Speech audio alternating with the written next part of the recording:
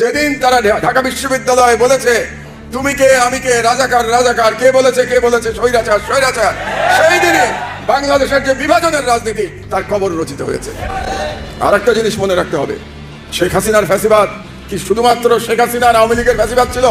সেটা ছিল না।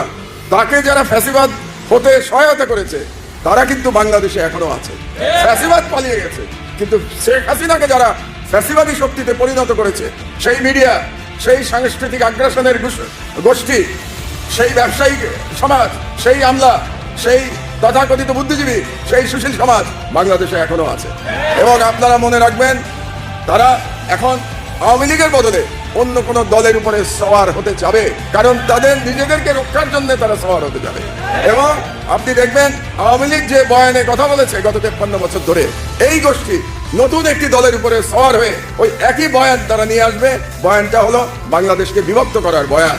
বয়ানটা হলো বাংলাদেশের তথাকথিত স্বাধীনতার পক্ষে এবং স্বাধীনতার বিপক্ষে এই বিভাজন করবার বয়ান। এই বয়ানকে আমাদের ঢুকে দিতে হবে। এই বয়ানকে কিন্তু আজকের তরুণ সমাজ রিজেক্ট করে দিয়েছে, তারা উড়িয়ে দিয়েছে। তরুণ সমাজ কবে উড়িয়ে দিয়েছে?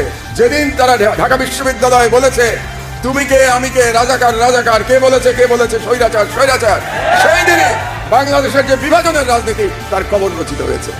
কাজে এই বিভাজনের রাজনীতিকে আমরা আবার উত্থান হবে, এটা আমরা করতে দিতে পারি না। এই বিভাজনের রাজনীতিকে আমাদের কবর দিতে হবে। তাহলে আমাদের ঐক্যের বেসিসটা কি হবে? বাংলাদেশে তো রাজনৈতিক দল থাকবে, সরকারি দল থাকবে, বিরোধী দল থাকবে, সবই থাকবে, কিন্তু কিছু বিষয়ে আমাদের ঐক্যবদ্ধ থাকতে হবে। 1 নম্বর, আমাদের ঐক্যবদ্ধ থাকতে হবে যে বাংলাদেশে 90% মুসলমানের দেশে আমাদের ইসলামী চিন্তা চেতনা, ঈমান, ঐতিহ্য আমাকে ধারণ করতে হবে। এখানে আমাদের ঐক্যবদ্ধ থাকতে হবে। 2 নম্বর, বাংলাদেশের জনগণের অধিকারের সম্পর্কে আমার ঐক্যবদ্ধ থাকতে হবে। শেখ হাসিনা জনগণের যে অধিকার ছিনিয়ে নিয়ে গেছিল, আর কোন শেখ হাসিনা আমাদের জনগণের অধিকার যাতে ছিনিয়ে নিয়ে না যেতে পারে, এই বিষয়ে আমাদের ঐক্যবদ্ধ থাকতে হবে।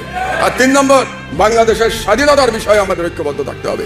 কোন বিদেশি শক্তিকে আমরা আমাদের অভ্যন্তরীণ রাজনীতিতে আবার ভারতের মতো কুক্ষিগত হতে দিতে পারি না।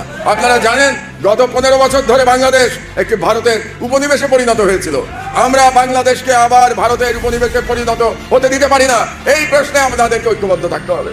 এবং আমাদের এই ঐক্যে যে 3টি বিষয় আপনাদেরকে বললাম, যারা ফাটল ধরাতে যাবে তাদেরকে প্রতিহত করতে হবে। সে যেই হোক না কেন, তাদেরকে সম্মিলিতভাবে আমাদের প্রতিহত করতে হবে।